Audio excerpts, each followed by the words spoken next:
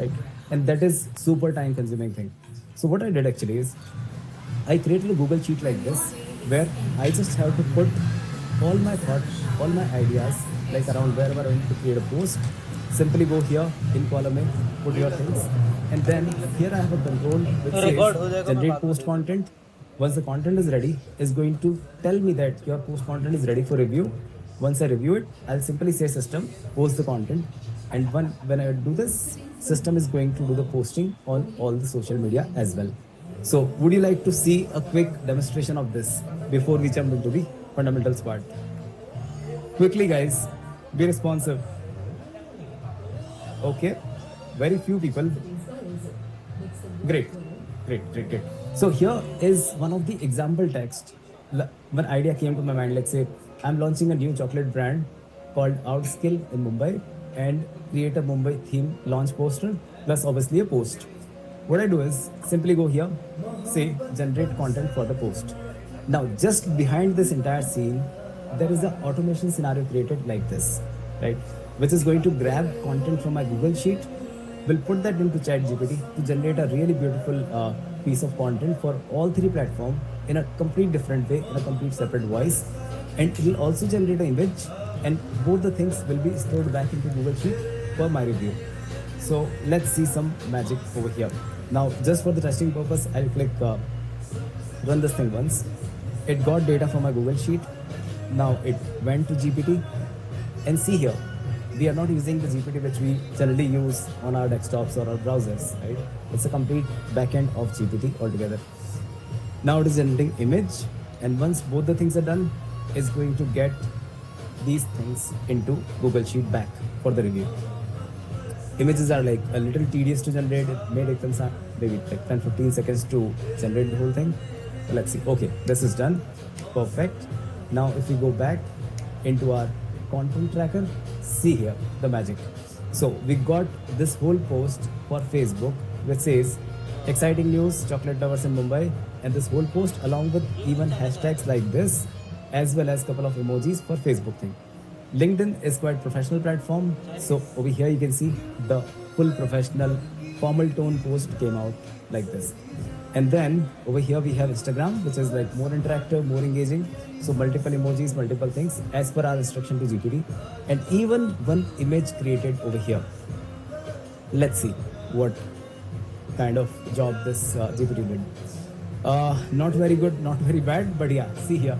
So kind of a good poster over here with chocolate theme, with Outskill launch, Mumbai chocolates and so on. This could have been better, or we can even use our own image. So let's say if you get something designed with your graphic designer or someone, that can also be used. So see, this is how easy it is to generate content, generate media. And now if I say this, just go ahead and post this content. Simply the automation will run again, and this time it's going to post the same thing on my LinkedIn, Facebook and Instagram. See, the LinkedIn post has already happened. Over here you can see the post ID generated. Facebook is done. Even the Instagram is going to go now. Perfect. Everything is done, and this status got changed to posting done. Do you want to see how that post look like on all the social media platforms? People will say, okay, we don't know, right? We just saw the post ID. Where's the post? Okay, let's go here. So this is the Facebook page for Growth Stacks. Let's have a look. See, just now the post came out over here. I did not do anything. I never even went into the Facebook as well. The image along with hashtags, along with the content.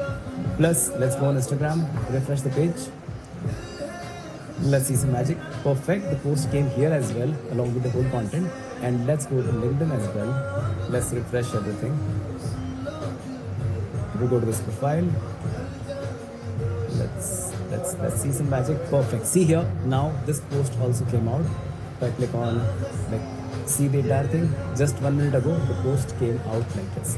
See, so this is the power of automation, and just for the demonstration purpose, I run it once. I do this like whole manual thing. Otherwise, we can even schedule it. So we can say like, okay, every day 10 a.m. morning, just run this post. Or even there are many more ways to do the same thing without even touching the whole system. So, are you excited to jump into like more depth of the whole automation thing? quickly, guys. And please be interactive. As I said, you can generally we take this session on weekends. So we say people like, okay, have your working lunch, right? While you are like going through this entire class, you can have your lunch. You can just do both things together. Today I'll say have your working dinner as well. So wherever you sit, if you're hungry, if you are tired, something, just still be in the session. You can do other things, whatever you wanted to. Perfect. So with that being said, let's get into the fundamental part now. As we always ask you all, obviously this is going to be a technical session. So please keep undivided attention over here for next 3 hours. You can even take screenshots wherever required. In case you have questions, please feel free to ask on the chat box or on the form. And obviously grab a pen paper. Since it is a technical thing, you may want to note down a couple of important keywords, maybe key terms, as well as some sort of logics. So please be ready with that. And believe me, these 3 hours of investment can give you at least 100x return. If you learn automation in the right way, you can save anyways 300 hours a year. That is nothing big. 1 hour a day is nothing big. So please keep your attention over here. Now, what we're going to cover in this whole session. First of all, we'll see what is automation. We actually saw the demonstration of automation, but still in the theoretical term, what is automation? Why we do automation? Now, there are two ways to do automation. Like until before this class, most of the people or many of the laymen like who are not technical as such, think like automation is only for the developers, only for the coders, only people who know Python, JavaScript, those kind of coding languages. They can just play around with the systems.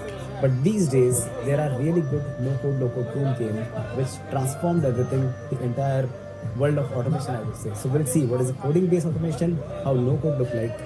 Then difference between code and no-code, I'll show you both the examples. Then we're going to look about certain popular automation platforms. So what are tools available, how to choose them, and then we'll get into something called Make.com, which is one of the really good emerging tool. We'll walk through all the features and then we'll do a practical overview, a practical hands-on experience with Make as well. Okay, so with that being said, who am I? Funny already introduced me. So my name is Manish. I am founder of GrowStacks. Already served or worked with more than 2,000 businesses across US, UK, and Australia region. So those kind of countries which are actually quite advanced in terms of AI implementation, in terms of automation implementation, because they have like well-structured businesses and early adaptation of most of the things. I personally built more than 10,000 automation workflows. The one which I showed you, similar to that, many different workflows. I have command on almost 500 plus business apps, and we are a Make.com Gold partner. We are a Zapier certified experts, and so on. So yeah, that's a quick brief about myself. Now, as a working professional, as a business person, we all do many different jobs, many different responsibilities, duties every day that come along our way. That is part of our job description, part of our, let's say, deliverables, right? Now, for example, let's say if you're into marketing department or if you manage marketing for your own business, for someone else's business, there is a set process, certain tasks you have to perform day in, day out. So let's say marketing starts with some sort of ideation, like what you wanted to pitch, how you want to pitch, what is your product. Then it goes on the content creation part. You publish those content, you generate leads, some sort of responses, conversions. Finally, you do reporting analysis, and the whole flow go back again with your improved analysis. You improve the ideation. If you are into finance, if you are into accounting or any sort of, let's say, desk job, you may generally end up creating invoices, you do accounting part, you do book payments, and finally you also do stock updates. So similar way, like different people have different processes to follow and a wide range of tasks to be done every day in as part of their fulfillment deliverables. What happened actually at the start, we feel energetic because something is new, we learn new duties, new things, we enhance our capabilities. But after a certain point of time, when you wanted to enhance or maybe level up yourself, upgrade yourself to the next level, get a promotion or something, at that time you're generally being asked like you should outperform, right? You should deliver more, and that's where you take more and more things in your plate. But as a human, we all have limited time, limited energy, limited attention span as well, right? And what happens is you end up with a unlimited task list. The volume is keep on increasing. We never come up with that. And finally, we ultimately lose the vision, what we were heading to, towards a promotion, towards the upgrade, towards scaling to the next level. But our task list become unbeatable, I would say. Like there are always items around. What are the reasons? First of all, when we expand our thing, when we scale our things, when we wanted to upgrade ourselves, do more, things become repetitive. Even if you're part of a process, a cycle, you do certain number of tasks, how we saw marketing or finance person and all. So there are repetition started happening. The unique things become less, it is more and more repetitive. After a certain point of time, for humans, things become, the repeated things become no-brainer or even low-brainer. So what do you mean by that? Let's say if there is a cashier in a bank, right? He has to count note. On day one, obviously he'll be excited, good. But after a certain point of time, he'll say, okay, I'll keep on counting notes. It's the same value. Why can't I have a machine which can do this thing for me? It's a very low value addition, right? Then the last part is that particular physical activity, that particular involvement, what you do, to still take the same amount of time and effort. Right? And that's what is being frustrating to all of us. Right? We are not there to like do same thing again and again without having any fruitful benefits. So, what if we could have a robot, a human replacement?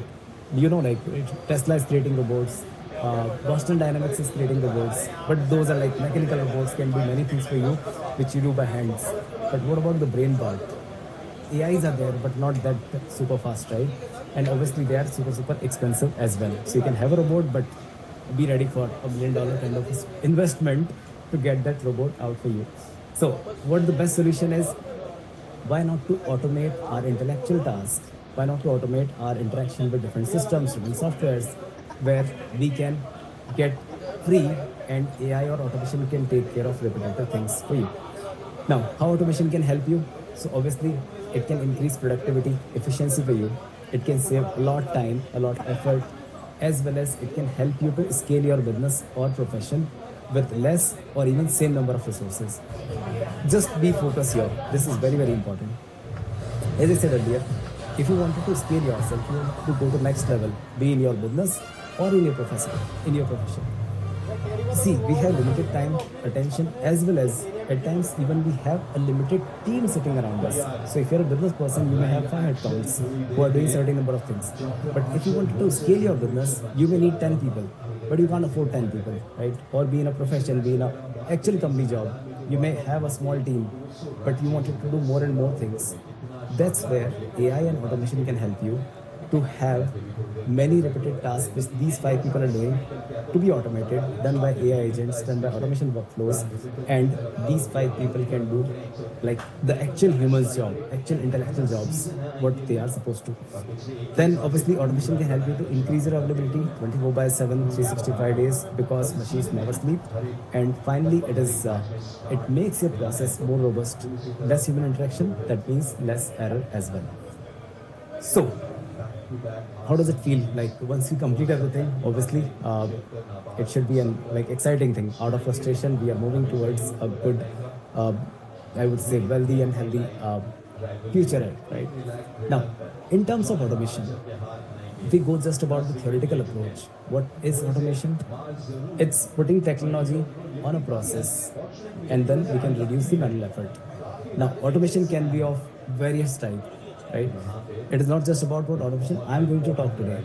There are many automation already exist. I told you, right? If there is a cashier in bank who uses a note counting machine, that is also an automation. He automated his task. He no longer have to count notes by hand. It's all done by a machine, right? So that's a physical task automation. So there are 3 type of automation exist in this world, I would say, or I classified personally, right, from my thought process. Number 1 is something called RPA, robotic process automation. This you would have seen many times on different videos, different news channels. Like there are assembly lines, or there are manufacturing plants, packaging plants, and there is a whole lot of assembly line or multiple arms of robots or mechanical arms, which put things together, and then you see the final outcome comes out, right? So RPA is one of that, but again, it has very limited use inside the, let's say, vehicle assembly plant, manufacturing plant, or the packaging plants. The second type of automation that we see is primarily done inside BPOs or KPOs or any sort of jobs where there is a heavy use of computer different systems and people operate them manually. So, for example, if you do data entry, if there are people who do data scraping, copy paste kind of jobs, or even people do form filing, and that too happen at a very large scale. So, if you are if you see, those are very human intensive industries and many people are deployed there. That's where also automation started coming in, and these days there are something called like selenium based scripts or UI path kind of softwares which help you to automate your interaction with the system. So whatever I do on this whole screen can be done by a system as well, a computer as well, right? Then there is third part comes in, which is called software-based task automation. Now, we all engage, interact with many softwares every day, right? And those are like even we are connected on software while taking this call. It's a Zoom software, right? We write emails on using Gmail. WhatsApp is there, CRMs are there, invoice accounting systems are there. So these days, everything is working on software. And how does it make difference? So if you can automate, if you can engage any sort of AI automation workflows to handle our software-based tasks, then it is going to be a complete game changer. Because 99% of people who are like out of this first thing, robotic process or this computer physical task, they all work with software these days, right? And this is the widest use case of automation, or it is becoming widest use case of automation. So as soon as the AI comes in, automation comes in, that is going to make the, I would say, intellectual people's life easy. Right? So this is our today's agenda as well. We are going to learn how to automate our software-based tasks, how to engage AI, how to engage automation workflows to handle everything what we do on softwares. Now, just to give you a little more understanding about the processes and the systems, how they work in the practical world, and like what we are going to do, how we are going to improve them. So, first of all, you can see here, there are third world practices or backward practices where we were doing it almost 20 years back. Like this is how I see things. So there were third world practices, third world systems where everything was happening manually. So even if you have to write a letter to someone, you'll actually put a pen paper, write something and send across. If you have to raise an invoice, it has to be like on a khata book. If you have to create a article, a newspaper advertisement or something, everything was happening on pen and paper itself. Then we moved to an era where everything is happening with softwares. And that's what I just told you a few minutes back. So now we do each and everything with softwares, be it invoicing, be it emails, be it any sort of communication, marketing, interaction, everything is happening through softwares. There is no pen and paper exist at this point. And there will be another world which is called first world where we are heading to. Before that, I would like to ask all of you, can you quickly tell me one similarity between these two worlds, the third world practices and the second world practices? Just to quickly test your attention, are you here or not? Typing, very good. He's not typing. On third world, there is no typewriter, right? Human is there. Still a manual intervention. Human. Coding. Who is doing this mischief? Yeah, there's no coding actually. Okay. Human interaction, absolutely. Most of you people know, right? So on the both sides, the method of working got changed. Earlier we were doing it with pen paper. Now we are doing it with systems. But still, a human is there to operate them, be it a pen paper or be it a keyboard mouse. But now we are heading to a world where AI and automation is going to take care of our software operations. So we are heading to a world which is called automated world, right? Where tools like ChatGPT, Agentic AI, or even a workflow builder like Make.com, Zapier, these tools are going to take care of our entire software suite. We just have to command them, we just have to configure them once, and most of these intellectual tasks which we were operating with systems, which actually takes our amount of energy, time, effort, is going to be automated, handled or taken care by the automation workflows. But you may have a big question. We saw this guy is sitting around and he's operating a system. Even I'm operating the system with keyboard and mouse. Right? We operate systems, we operate softwares using some sort of a interactive panel, some sort of a interactive tools, right? But how a software can work with other software, how a software can control other software, right? If that is possible, then only automation can be possible. Otherwise, obviously, humans has to again juggle up with them. So the answer is there are two ways to interact with any system or most of the softwares. One is called the user interface, which is built for humans, people like us who engage with the systems, right? So UI is primarily for users, humans to interact. It's anyways a user interface. So who's the user? We are the users. And then there is another part which is called API. You would have already heard in yesterday's session or today's session. There is like we are connecting APIs. We give me the API key or configure this API key here and there. So APIs are application programming interface where humans are not needed, users are not needed, and with the help of API, two softwares can talk together, or one software can control the operations of other software. It can ask, it can command, it can get things done with the other system. Now let me give you a quick example of UI first. See, you would have all heard like a very common term in business, in the industry, or maybe in a general discussion. There's something called UI, UX, user interface, user experience, right? These two terms. Graphic designers use it most of the time, or developers use it most of the time, right? So this is the UI which we are talking about. First of all, see here, let's say, I hope you all recognize what is it. It's a Gmail interface. So whenever you have to write an email to someone, Gmail got you a button over here, something called Compose. So click on this Compose. It's going to have a, let's say, address bar to whom you want to send email to, then subject line, then there is a body, there are attachment, and you simply hit send, the email will go. If you wanted to do more actions, like you want to classify emails, you wanted to tag something, delete something, all actions are given over here. If you wanted to reply someone, again, things are here. Add emoji, reply, put text or something else. So this is how we interact as a user with the system. But when it comes to API, it is slightly different. So let's try to understand the same thing using an example, some sort of illustration. Let's say if you're hungry, you want to eat something, you go to a restaurant, right? And then you call a waiter, hey guy, please take my order. So you give all the orders to the waiter. Waiter validate that, okay, this is a valid order or not, or is it actually like it's part of our menu or not, right? Then waiter confirm that order, is going to give that order to the chef who is sitting behind the scene, like behind the curtain on the kitchen side. Then chef prepare the dish, give it back to waiter, and the waiter is going to deliver that dish to your table. Right? Now, the same thing happens when we work with APIs, when we work with any application. So as a user, as an end customer, you sit on a browser, you sit on an application interface, you do certain command. As I said, like let's say you're going to send a command, send email, or write an email, or get me an email data, something like that. That request is actually handed over by the browser to a middle layer called API. Right? And then this API actually interact with the backend server of Gmail, or maybe a Google Sheet, or maybe LinkedIn, Instagram, Facebook, whatever the system you're using. So as a user, you see only the browser, but there is a backend layer which interact with the actual application for you, right?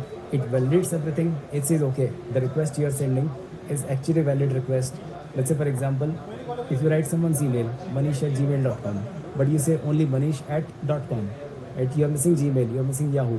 In that case, API itself will validate your request, will say, okay, this is not a correct email address. Give me the correct order, right? So there are a couple of validation put even within the browser itself, and then API validate and do your request fulfillment. So what if we can hijack or we can work with this API layer itself? If that is possible, then we can, without sitting on a system, ask any other system, any other AI, simply hijack, simply work with this API, and this API can get all the things done with the backend server, right? So that's the whole crux, like how we are going to automate things. So essentially, we will actually work with the API layer of the system, and this API layer will get things done for us. Right? Now, do you want to see a quick demonstration of how APIs look like? Whatever I told you so far, for example, let's say this waiter thing, this chef thing, You guys are excited? You want to see this? Perfect. Okay, let me get into Gmail itself, then I'll just show you. So for example, this is my Gmail. Uh-oh. Let's get in. For example, this is my Gmail over here. This is for admin growth tax. Now you all have this browser on your different desktop or wherever you are, like looking at this. There will be a key on your keyboard called F12, function 12, right? If you press that, you will see a window like this. And within this, there is something called a tab called network. Right? As soon as I even open this, you can see there are so many requests, so many exchange happening behind the scene. Even I did not touch this whole interface. For example, if I just click over here on this particular email or maybe request for required document, see the magic. As soon as I click, I just removed everything. There is a long different list of APIs being called here. See, many APIs are being called just to get that particular email data and showcase me this whole email. So it says, hi Neeraj, dear Neeraj, you're hoping well, and so things.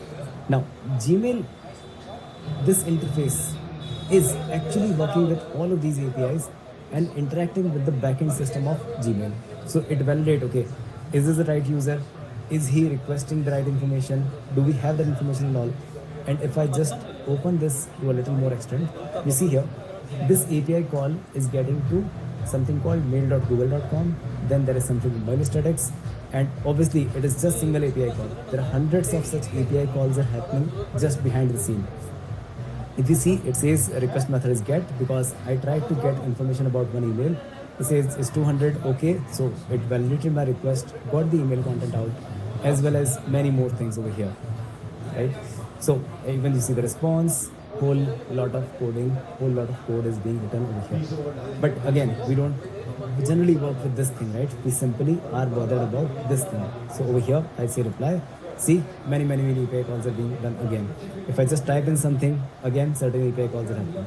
So this is how the backend of any system works. And this is not just about Gmail. It can be for Instagram, it can be for Facebook, all of the platforms. So let's see just for Instagram. If I click F12 over here, and then I simply click on this particular post. See, these many API calls are happening just behind the scene. Isn't it amazing? Like, that's how systems are working. Right? Okay, so now what we are going to do is we'll hijack this part. We'll try to learn how to work with this layer so we don't have to work on this particular one, right, on the UI. And we can get rid of users who are engaging with the system. We can ask machines to engage directly over here. So, first of all, where we can find the API for any software. If I say I was here and I could directly work with these APIs, or I tried to diagnose them, what each of these API calls are doing, it will be humanly impossible because this particular set of API calls are actually happening in support of whatever we see on the front end, right? So for example, Gmail, when we operate Gmail, Google has to do many more things. It is like, for example, I just brought something over here.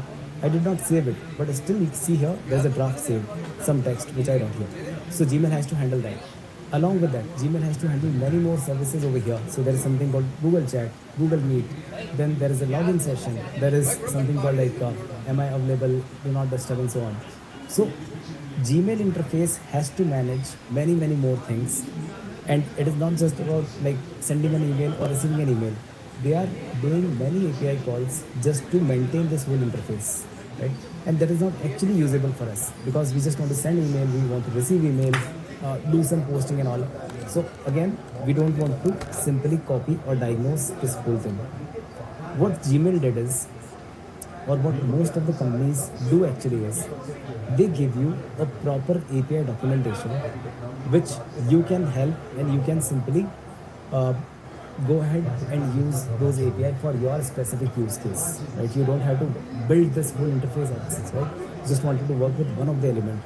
So what companies do is they publish an API documentation just at the bottom of their website at the footer section, where you can find something called developer section, API section, or resources section.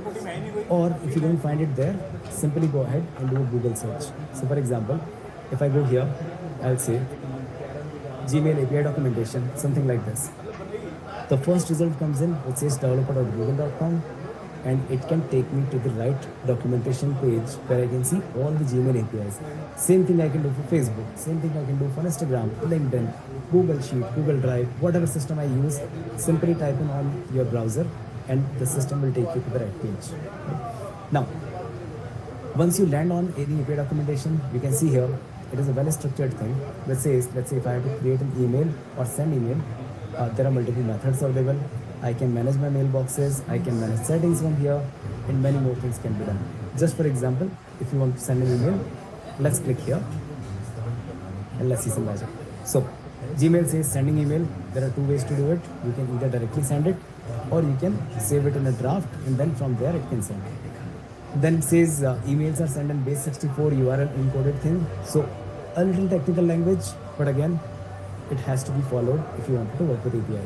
Then it says there are 3 steps. So you have to create an email content, put it as a raw content, then use this method called message.send, draft.send, and your things will work out. So this is one way of doing things. And finally, it comes here which says, if you want to use this API, either go ahead and learn Java or go ahead and learn Python script and just use this whole Python script over here.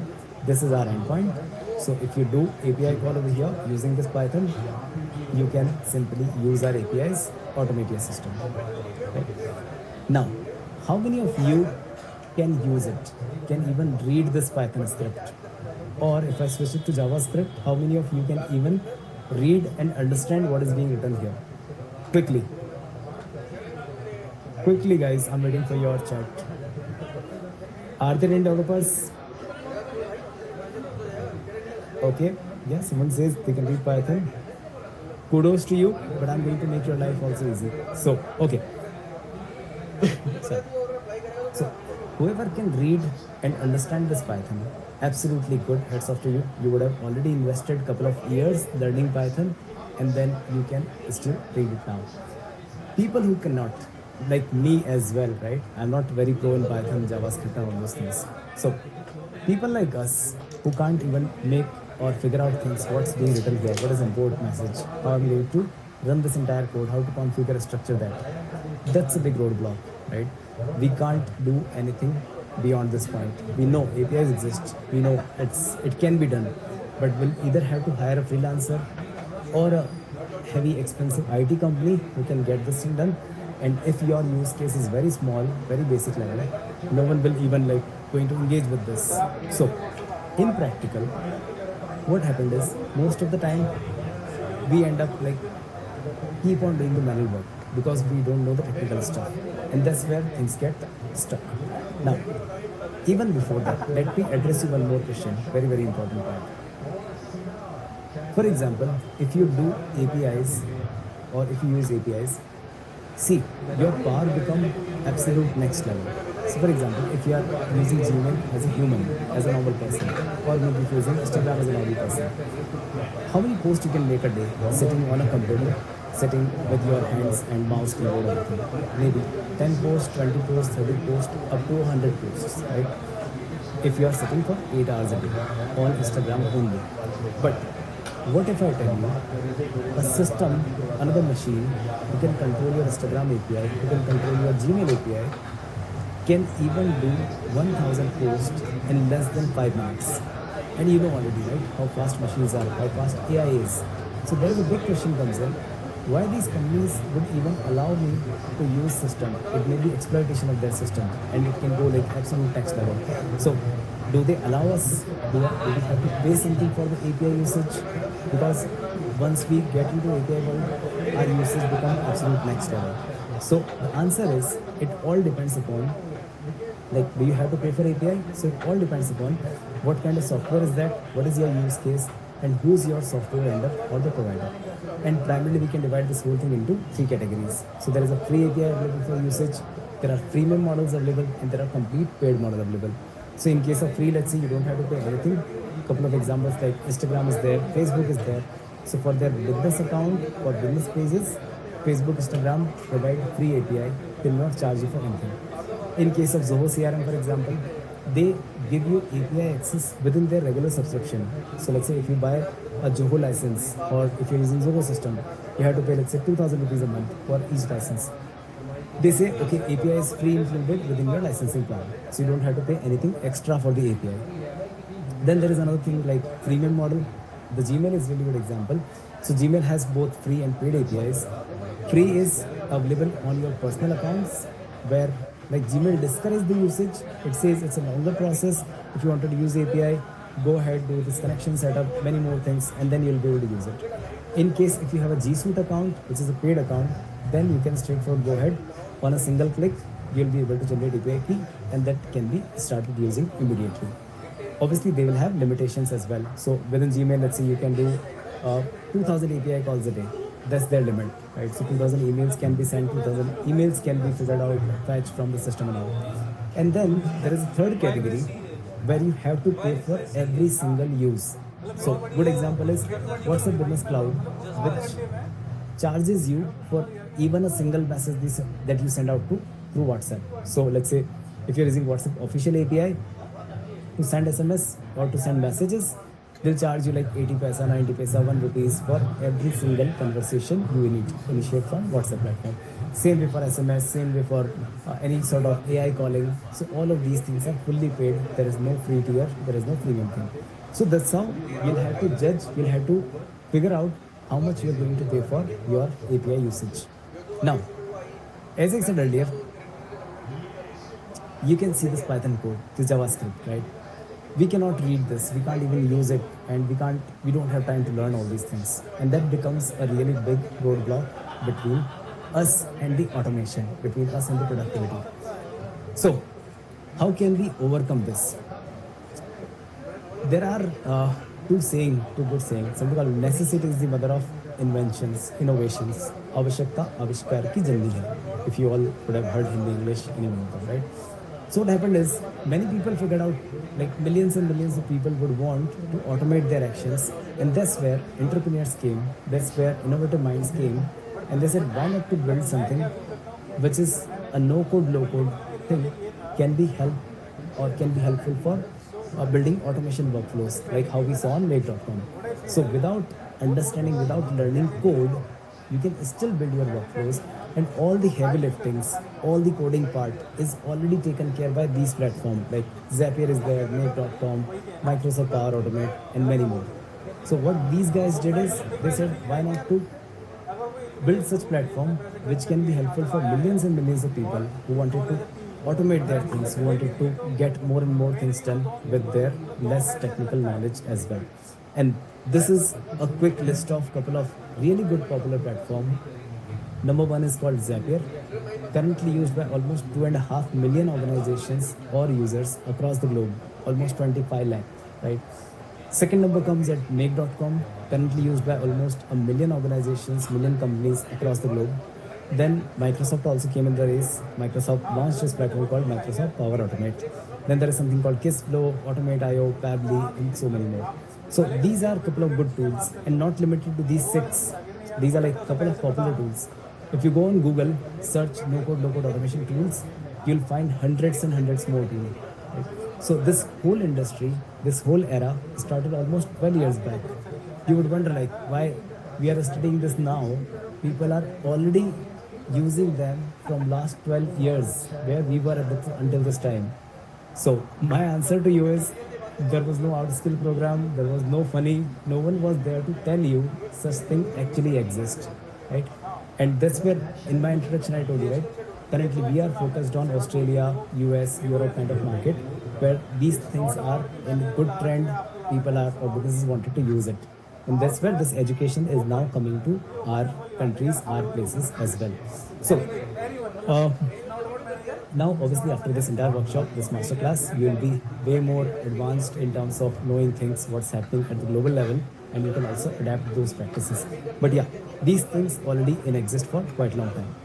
Now, before we choose, you may have a question. Why we are talking about only Make in this session? Why not Zapier? Why not Power Automate? Why or how can I choose a right tool for my automation needs? So what I did is I created 4 parameters which can help you to choose the right platform, because otherwise the list is overwhelming. You may find 500 platforms and you will just develop like what is right fit for my needs. These four parameters can help you to take a wise decision about your automation platform choice. Number one, and the most important, is reliability. What do you mean by that? See, when we start automation, it's all like a fun, right? You are here in this class just to explore. Many of the people will be just to explore, okay, what things are available in market, how can I enhance my thing and all. But after a certain point of time, when you start automating, it's like an addiction. Believe me, it's an addiction. And I'll show you, I'll prove you that as well later on. So you start with a fun, you start with basic things. Okay, let's try to automate something. And gradually, when you see the benefits, when you see, okay, how powerful these things are, how powerful AI implementation are, then you start even automating your critical processes wherever your involvement, your key people are involved, your business is relying on certain process, you start automating them as well. And what happens is, in that case, you are giving your all your business, I would say, uh, core resources, core things to a platform. That platform is going to run them, right? It's going to be your the most important resource, the most important person, the most important employee of your team, right? Will become the automation. What if that person does not show up on a particular day? Or what if the system fails on a particular day? Your entire business, your entire setup can collapse, right? You can't even move without being this thing live. So that's where reliability comes into the picture. And that's where you see like how we choose our teams, the people we give places to our team. Those are the most reliable people. In the same way, we should give this whole critical processes, the whole critical automation to the platform which is the most reliable, right? So that is the number one condition. You should not compromise any time on the reliability part. Second thing is very, very important about pricing thing. So you should always think of like what is the cost of running this whole automation thing. It's not free, obviously, right? Make, Zapier, Power Automate, everyone will charge you some money to operate the platform. But we'll have to compare the cost. We'll have to do the cost benefit analysis. Is it worth putting a human resource or putting automation in place? The pricing, if let's say building automation project or let's say developing everything will cost you more than a human to work for like 6 months, always go with human if it is less costly. But if it is more costlier, then obviously you can go for the automation part. And again, between the platform also, there are different pricing plans available, different configurations are available. So you should choose wisely what fits to your budget. Third aspect is ease of learn and use. As I said earlier, when you start automation, it's all fun. You're doing it by yourself. But gradually, when things increases, you would also want to involve your own team. You'll hand over things. You'll just delegate them. Okay, I built a couple of flows. I built certain automations. Now my team member should do it, right? Or he should take care of it. What happens if platform is really difficult to manage, to learn, and to use? It will ultimately become extra burden on yourself as an entrepreneur, as the initiator, as the first person who take the first step, right? So you should choose the platform where you can do easy handovers or you can involve more and more people. And finally, it comes to scalability. Again, very critical point because see, today you may have a certain tech stake. For example, you have a particular CRM, you have Gmail, you have WhatsApp, you have certain other SMS service and all. The current automation platform fits or work with all of these things. But what if tomorrow there is an AI agent comes in picture? Will that AI agent be able to correlate or to accommodate within this automation workspace or not?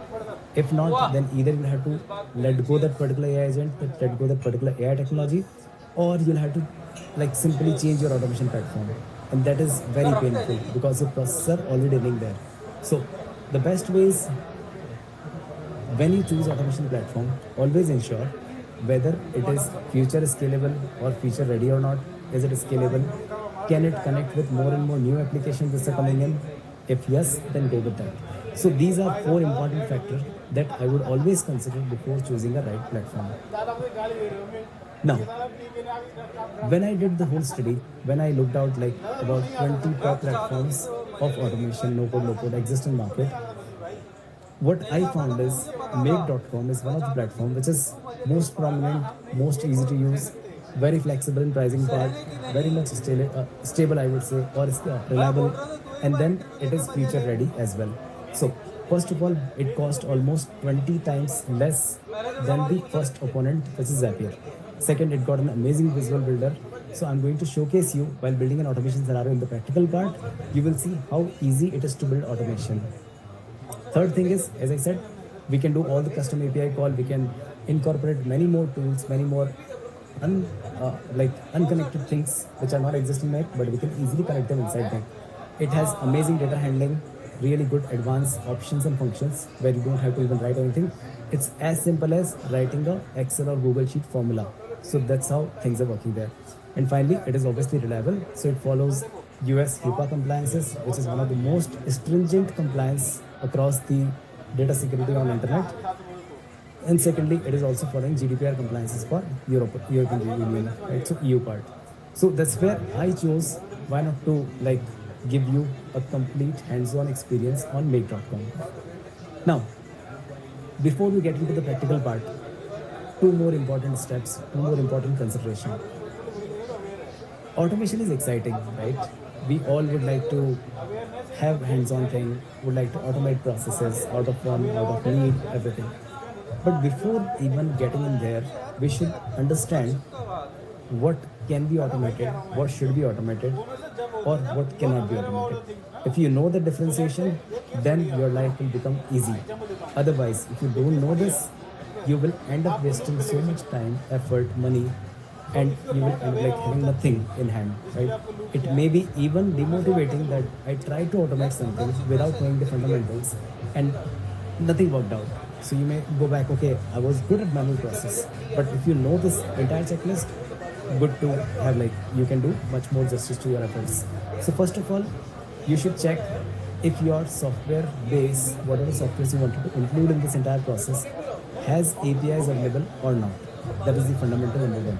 So anytime you wanted to create automation, ensure that all the softwares involved in this whole automation process should have APIs available. That is very much stringent. Second is process should be repetitive enough. For example, if you're doing something once a month, twice a month, and that takes hardly 20 minutes every time, I would say you should not automate that. It's more than good. Like you have human control, your own control. Go ahead and do that activity for an hour, spend that time.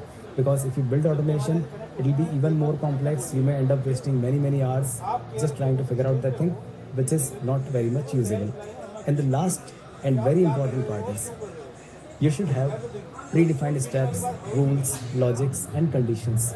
Because see, when we do any task, we are humans, we can take instant decision. We know from our experiences, we know like how to handle situations. But when it comes to the machines who are operating your process, they absolutely don't know. Like they can't make decision. They just run by the rule, right? So if your rules are defined, if your practices are defined, steps are defined, then only automation will be able to run successfully. Otherwise, every time you need your attention. Every now and then it's going to get failed, right? So always have a process in hand. That's very important. With that being said, let me show you one process example, how to define the steps, flow, and everything. And that is the common practice what we follow with all our clients. You can see here. So this is an agency, one marketing agency is there, and they wanted to do the entire lead nurturing automation where the system is going to run through certain steps and will decide whether the lead is qualified, not qualified, and take further steps. So we asked them create a visual flow chart, a complete visual structure of your process. And if you know that like how the process is going to work, then only we are going to help you automate that. We'll not do any process ideation. So see here, this lead management process starts from here, which is something called if lead is added to a CRM or lead is coming from a CSV, a lead magnet, opt-in form, then it goes here and it's going to do the lead research using a tool called Phantom Buster. Then from Phantom Buster, it will follow two routes. One is lead nurturing using the SMS part and the personalized email. Then email goes here. An AI system is going to send personalized email based upon the entire lead research content. Then it will wait, like first email is initiated, will wait for reply. If no reply, it's going to do the second thing, right? If reply is coming in, AI is going to take care of the entire conversation. AI will ask certain questions for qualification of this lead, and then AI will classify it after a certain number of interactions that whether the lead is disqualified, whether lead is qualified, or it is not yet qualified, like this person is interested but not don't want to buy right now or don't want to engage with our business right now. So that's how the whole process. And if the lead qualifies, it's going to send them a meeting link, it's going to send them a payment link, a product link, and so on. So this is how the whole process look like. And since every steps is defined over here, now it is really easy to build the whole automation, right? So as I said, whenever you plan building any automation, have this level of clarity, this level of visual thing in vision in your mind, and then only go ahead and touch. Otherwise, it will be a hell lot of waste of time. Now, the last thing is a quick pre-automation checklist for you. So first of all, like, you should list down all the softwares which are going to involve into the process. You should ensure if the APIs are available or not, whether APIs are free or paid. If they are paid, you can always consider any alternative. Free, then just check the limitations.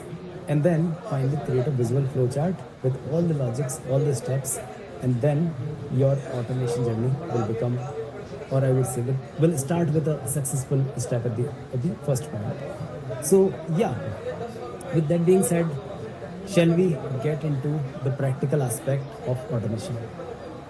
Quickly, who all are hungry? Who all are taking dinner? Please tell me. Just comment dinner if anyone is taking now. A working dinner, I would say. Okay, Pawan, great. Yes, in 30 minutes. Guys, we're going to spend at least 1.5 hours more on this class. And since you already committed to funny, you are going to stay here. So take working here, take whatever needed, but please stay here. Now, before that, I would like to give you a quick, I would say, a bonus, a kind of giveaway from Make. Just take a screenshot for now. Don't do anything. Don't like try to create any account or something. So this is a magic link given by Make.com, which gives you 10,000 operations on your sign up. So whenever you wanted to create an account, plan to create an account, just go ahead with this. And it is given to all the partners. So there is like nothing about this session is, by the way, not sponsored by Make. You're free to choose any platform among the one I showed you right over here. Among these 6 platforms, or there are hundreds of platforms available on Google, so you can free to choose whatever you want. But since we are taking this session and I'm going to guide you on Make, that's why I thought why not to give you a link which can give you 10,000 operations at the start. So you can do like whatever number of experiments, experiences with Make, with automation. It will make your life easy. You don't have to pay anything at the start point. So yeah, just take a screenshot and then let's get into Make. Ready? Okay. Let's get in here. Perfect. See guys, so when you get on Make, just type in make.com or follow the link, and then it is going to give you this kind of a space where you can sign up, you can start it for free. You don't have to pay anything to Make, right? Now, this is the first level of sign up interface where you're going to see multiple options to sign up. One is you can go with Google sign up, Facebook, or people who are developers, quite technology friendly guys who would have the GitHub profile, you can go with that as well. Then you'll have something called a normal sign up form, your name, email address, password, and then you can sign up straight up. There are 2 important fields exist on this particular screen. One is called hosting region, second is country. Now these are very, very important. Let me explain it quickly. So hosting region means, if you know, I spoke about some data security or data privacy law. One is called HIPAA compliance in US, second is called GDPR in EU, European Union. Now Make has to follow both of these compliances, and because of that, what these compliances says, these regulations says, if you are working with US organizations, you'll have to keep data inside US based server. So the server or the data center exists in US territory. You should keep all the data within them. All the US people data should be kept there. GDPR says you should keep all your European Union clients' data into Europe servers. So that's where Make thought of, okay, why not to set up 2 different data servers, 2 different data centers, and that's where they keep all the data as per the client's choice. So if you are someone who's from Europe or from US, you can choose any one of them as per your data security things. If you are anywhere outside of these 2 regions, like apart from these 2, anywhere in the world, then you can choose any one of them as per your choice. There is no difference in terms of features, no difference in pricing, no difference in speed, No difference in any experience. It's exactly same. Right? So from India, you can choose any one of them. Absolutely fine. Now the second part is country. This is super important. Why so? Because based on this country, the automation will take your time zone setting. Now, what do you mean by time zone? Let's say if you schedule an email reply or a social media post at 10 a.m. every day, like who's 10 a.m.? If you're from India, if you select India 10 a.m., then it's going to be India time 10 a.m. So when you wake up, you are ready, your post will go out. But if you select, let's say, US 10 a.m., for example, if you select US as a reason, that 10 a.m. will become in your, like, will come somewhere at your midnight, right? So that's the importance of selecting the right reason. And obviously, you can change it later on. If you move your country or if you wanted to go to different time zone, you can absolutely go ahead and change this time zone as per your requirement. But essentially, at the first part, you should always choose it like your base country, wherever you wanted to follow the time zone. Now, once you do this part, you will get into make.com. Okay, let me just log in here. Admin. Guys, sorry, one sec. Someone got logged out. यार कितना देर lecture चलेगा भाई? Meanwhile, you can take a quick water break or something. That's fine. So in our organization, actually, many people work on the same Make account due to various client projects has to be handled. And that's why login status point. Okay, perfect. I got it.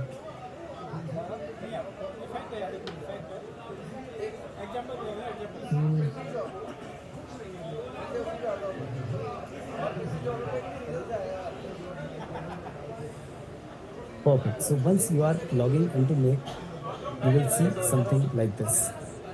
A screen which gives you complete visibility of Make.com interface, right? So a purple ribbon which has many more things over here, and then there is a centralized dashboard. Now, let me explain you what this widgets are, why this is important. So, let's say when we work on Make.com, what Make does is it's actually helping you to automate your manual task, your physical task. So, for example, let's say if I was supposed to do this whole process myself, what I will do, I'll simply go here, grab this idea content, put that into a chat GPT, get all of these content generated, get the image generated, put everything back over here. So all of these tasks I'll have to do myself manually by hands, right? But now Make is going to handle everything for me. It'll go to Google Sheet, it'll connect it to chat GPT, it'll grab the image, everything will be done. And then from there, it's going to even post this whole thing on different social media channels. Now, what makes is if I'm replicating your actions, then that means like each task that you were doing, I'm doing for you, right? And that's where makes is I'm going to charge you for every task, every particular action that I take, I reduce, I'll charge for that. So what makes is these number of tasks, let's say grab data from Google Sheet, put that into GPT, generate content, generate image, and even put everything back into Google Sheet. These are 4 number of different tasks which Make has to do for me. Then I don't have to even touch the system. So Make says each task is counted as one operation. So Make follows that operation. Some other platform call it tasks, right? So either these are tasks or number of operations. Make says I'm going to give you 10,000 tasks for $10. Right? That's their pricing. So for example, if I run this whole thing, I'm going to spend about like 4 tasks over here. And if I follow this whole publishing method, I'm going to spend about 6 tasks over here. So in total, to generate a post and to publish a post, it will take me total 10 tasks on Make.com platform, which anyways I had to do manually. Even if I go manual, I'll have to do it with my hands on my system, right? So Make says the similar way, I'm going to give you 10,000 tasks for $10. So that's their pricing. This dashboard shows me how many tasks I already consumed out of those 10,000. So here almost 51% tasks are being consumed, right? Then the second parameter that they wanted to track is the amount of data transfer happened while I perform these tasks. So for example, if I go here, let me go to history run and just show you. So basically, whenever Make connect with any application, for example over here, when I published a post today, it went into Google Sheet, grabbed the whole post data, got it inside Make, and see here it consumed about 5.5 KB data. So whatever data you see here, my initial idea, my whole post content for Facebook, Instagram, LinkedIn, and so on, even the image content, it is in total the content size is 5.5 KB. The same way when it went ahead and published this content on LinkedIn, the size was about 44 bytes. You may even like laugh, what is this? 5 KB, 5 MB, it doesn't make any sense these days, right? We have GBs and GBs of memory, RAM inside our systems. So when it works with the all content, all textual data, the size is super low, right? And what makes is, if I'm getting some data from here, 5 KB data, I'll deliver the 5 KB data over here, 5 KB over here. In total, what it consumed is almost 900 kilobyte data while working with this entire flow. Now this means like nothing, just 900 KB or 1 MB. What if I tell you, I build an automation scenario where there is a video parked inside my Google Drive, and that video has to be published on a particular date, let's say 1st of January, on YouTube, Instagram, and Facebook as a reel. Now that video can be of, for example, YouTube videos only in GBs, right? So 500 MB, 1 GB, 2 GB, 5 GB. Still, in that case, Make has to perform only 2 tasks. Pick that video from Google Drive, post it on YouTube. Just 2 tasks. But the quantum got changed completely. So you see here, this was earlier only 5 KB, but now it can become even 5 GB, right? And that's why Make says I'll have to track the data as well. Like how much data is being transferred, how much resources are being used from their servers, from their machines. So it is not just about number of operations, but it is even about the quantum or the amount of data being transferred over here. And that's where the whole pricing part comes in. So Make has multiple subscription plans. First of all, it gives you a free plan, free forever. You don't have to apply any card or nothing. It gives you 1000 operations for free for every month and no limitation forever. So you can build like very small scale automation workflows, or just for example, if you run this kind of automation scenario, which takes you 10 tasks every post, right? Within 1,000 tasks, you can do up to 100 posts, which is like more than good. 3 posts a day, and for the entire month, you can do it for free, right? And that's the insanely good thing. That's why I chose Make. Like many people can simply operate within the free plan itself. Then there is something called Core Plan, which gives you, as I said, like if you go beyond 1,000, you can go for straight up 10,000 for $10, 20,000 tasks for $18, and the price is decremental. So you can see here, like up to 150,000 tasks can be purchased for $116. And believe me, there are many organizations who are even spending up to $5,000 a month, about like 5 million tasks, 4 million tasks, and those are our clients. So that much people are dependent these days on automation, that much processes are being automated every day. So that many number of tasks are being taken care by the automation systems. Then there is something called Pro Plan, Teams Plan. Believe me, it's a pro tip for you. 99% of Make users are more than good with the Core Plan. So you don't have to spend extra money on Pro, Teams, or even Enterprise Plan. Just go with Core Plan if it's required, or if you go beyond 1000 operations. Now you may have a question, like if I go ahead with 10,000 operations, I end up using all of them at, let's say, 15th day of the month. Should I upgrade my plan to 20,000, or there is any other option, or should I just wait for month to end and then I'll start my operations again? So the answer is there is a good flexibility provided in Make, which is called buy extra operations. So in case if you end up using all your operations for that particular month, then you can still buy extra operation in the round off of 1,000. So an extra 1,000 operation will cost you about $1, $1.06 actually. So if you buy 2,000, 3,000, 4,000 as per your need, you can simply go ahead and buy whatever number you want. And for next month, you can simply apply, like do some calculations, how many operations you require for your regular transition. Right? So that is part 1 of the whole Make plan. Second is about the users. You would have already heard or experienced all of the software these days work on the user base or license base or seed based plan. So if you add one user, they'll charge you $5, $10 every user. If you add second user, there'll be extra cost. Third user, extra cost. What Make did good is they said, we are not bothered about how many people are using the platform. We are just concerned about how many operations, how many tasks Make has to perform for you. right? So for example, if you buy 10,000 tasks, Make will get you pricing for 10,000, right? They say you can onboard unlimited number of users, whatever number of people you have within your organization, just go ahead, onboard them. We are not bothered at all how many people are using system. We are bothered about how much system is being used, how many tasks you are performing, how many operations you consume. That's a golden thing, I would say. And with this particular advantage, you can onboard all of your people, all of your critical, important people who wanted to automate their tasks on this platform without incurring any additional cost. Right? Even on free plan, you can add as many people as you want. So now, within this particular thing, you can assign different roles. So you can make them admin, member, accountant, app developer. So these are different roles what every person can do, and accordingly, your organization can come on later. Now, finally, one important thing is, in case if you wanted to change your time zone, simply go here, country or something. But reason cannot be changed, but time zone can be changed. So like wherever you are, simply change it from here.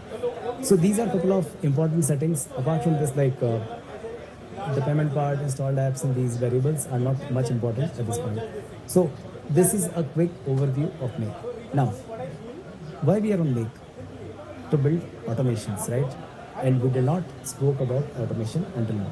So when we talk about automations, when we talk about workflows on Make, they are actually called scenarios. Right? Scenario means a given situation, a given set of tasks which has to be performed by Make or on the Make platform. So here you see there is a tab called scenarios, or here you see a purple button which is called create a new scenario. Right? Let's go with this particular section at the start. Look on scenarios, and over here, this is how the whole scenario listing look like. So for example, currently I have about 5-6 these active automations, and then there is a long list of inactive automation as well, which I'm not using currently, but I built many of them. So simply you see a whole list of things over here. Apart from that, in case if multiple people are working on the same account, or maybe if you are building automation for multiple processes, you can always create folders over here. So simply click on this, create a folder, and park your scenario into the particular folder. So you have a proper classification of everything. So let's say we have accounting folder, we have DIY blueprints, school things, and many more things, right?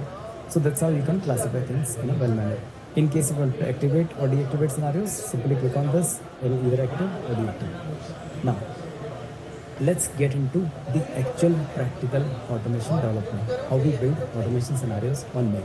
Right? So let's simply click on this button called create a new scenario. Now, as soon as you do, remember all the things, all the advantages which I told you Make has. The easy interface, easy learning curve, and alongside many more benefits here. So once you get into any automation scenario, or the first, I would say, the blank automation scenario, the screen look like this. It's a plain canvas with this kind of a placeholder which can drag, drop, move anywhere, wherever you want. Then there are a couple of controls given over here which will come to later on.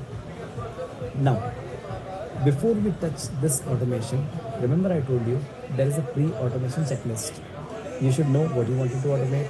You should know what all softwares are involved. You should know APIs are available or not. And you should also define a full length process, like what I'm going to do at step 1, step 2, step 3, what are the logics, what are the conditions, and then the system is going to follow those steps, the same sequence again and again and again. So give you the right output, the expected output, what you configured it for. So this kind of a process development is very much essential before we start it. Now, let's go back to the same example, the same case, what I built actually for my own automation need, right? Let's create a new Google Sheet and let's start from here. So, the automation case starts from the very basic thing, which is called, what is the need of automation? So for example, let's say I had a requirement, I had a problem statement which says, I get many ideas every day. I wanted to create social media posts around them, but I don't have time, right? So I need some place where I can park ideas. Then I wanted to connect it to some sort of AI, be it GPT, be it Anthropic Cloud, Perplexity, or any AI. AI is going to create content for me. AI is going to create image for me. And then I have two choices.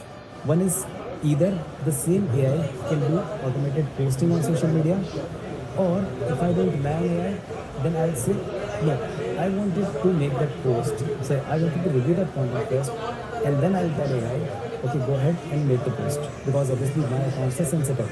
I don't want to get into any sort of, let's say, puzzle or any sort of awkward situation when AI did something bad, not the correct approach, and I was not even knowing to that, right? So I put in a process in middle that I want to review all the content which goes out before it goes out. Right?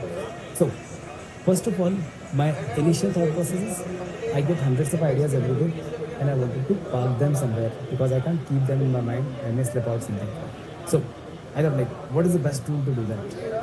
It can be a notepad, it can be an Excel sheet, it can be a Google sheet, it can be Airtable or something else. What I could decide is Google Sheet is a free tool, so let's go ahead and Google Sheet. So I simply created a Google Sheet over here. It's called Master Social Media Automation, Content and Posting version 1.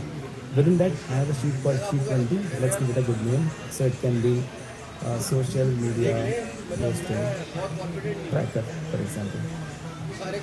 So I created a file, I created a sheet over here. Now, in the first column, what I want is, let's park all the ideas over here. So initially, I'll say this is the first column where I can put just zoom in, idea, or maybe I'll say content ideas, right?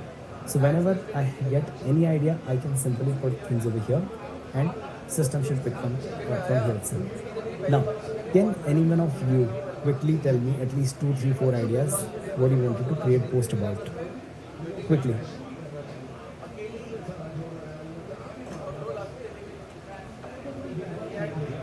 Okay, I don't see your chat. New product launch, tracking post. Guys, try to do one thing. Just give it at least one sentence or two sentences. Take your time, that's fine. Just take 1 or 2 sentences so we can do justice with the post. Otherwise, it'll be a disaster. Like, you will see something really awkward, weird, which GPT could not sense, like what is the context. About this session, okay, a good thing about this session. So I already had something in my mind that says, write a post about AI generalist, how it is becoming important skill for future, right? So let's say I'll just put something over here. You all can see. Let me format the sheet quickly. And I hope I'm not going too fast. Is it digestible? Are you all with me? Are you getting what I'm like trying to communicate? Quickly, just confirm me. Am I fast? I'm good. Am I slow? Am I like really going really slow? Okay, it's all good, right? Mostly good pace. Perfect. Good validation. Thank you. So, okay. Someone said, just create a post about this particular session. Here the content idea is, write a post about or how the AI generalist role is becoming very important. It should include numbers and to bring in like better context, understanding, and so on. This can be anything, right? Whatever comes to mind, you can just put things over here. And I think someone started establishing business of operations using AI. I'll try to include that as well. Establishment of business operations using AI. Who's that? Sai Shweta. You gave it a good idea. Perfect. See, so we have now 2 ideas. Maybe 10 more comes out. The second part of my thought process is, I wanted to post on 3 different social media platforms where I wanted my presence. So it's Instagram, Facebook, and LinkedIn, right? These are the 3 platforms where I have either business pages or my own personal account, and that's where these posts should go. But a question in my mind, like, should I create one single piece of content, one single image that goes same across all the platforms? Then I realized, no. Why not? Because the LinkedIn is a more professional, more formal platform versus Instagram is very much casual, right? Facebook is a kind of middle level of growth. So the same content, the same post structure is not going to work on all these platforms. So then I decided, why not to create platform specific content for each of these segments. So once the content will be created, it's going to be like, you can see here, this is my post idea. I've wanted 3 pieces of content for different platforms. So here I can put something like, let's say, Facebook post content. Then I'll have another piece called Instagram post content. Then I'll have something here for LinkedIn post content. See, again I'm telling you one very, very important thing. This is whole process that I built in my mind as per my own use case. Now, you may have something different. You may have a different use case, you may have a different thought process, you may have a different way of working. It all depends how you think, what the need you have, and like how you want to build this automation, what kind of control you want, right? So super important to define that thought process, super important to define that vision, that whole idea, and then only you should start touching the automation. So even we have this automation scenario open over here, I did not touch that. I'm going to first establish my process and then only I'm going to touch this method. So content idea is good, 3 pieces of content are good. Then there is another question. Will this be going to be a normal text post, or should I add some sort of creative, some sort of image to it? Obviously the answer is add some image, because image posts are more engaging, more attractive, more clickable as compared to a normal text post, right? These days people have less attention span, no one is going to read directly. People would want to see some image as well. So image is finalized, but after that we would want, are these going to be 3 different images or one single image?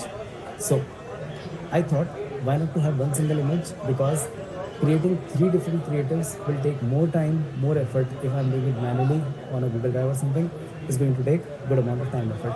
And again, image should be consistent across the platforms. The post can be recognized, it can be a different voice tone, but image should be same. So my next need is I should have an image over here. Now obviously I cannot put a file over here, so I'm going to put the image link or image URL which is correlating with the particular image. So this is my whole structure over here, and I'm good to go with this. The need is established. I just converted this to a table, so it looks all good.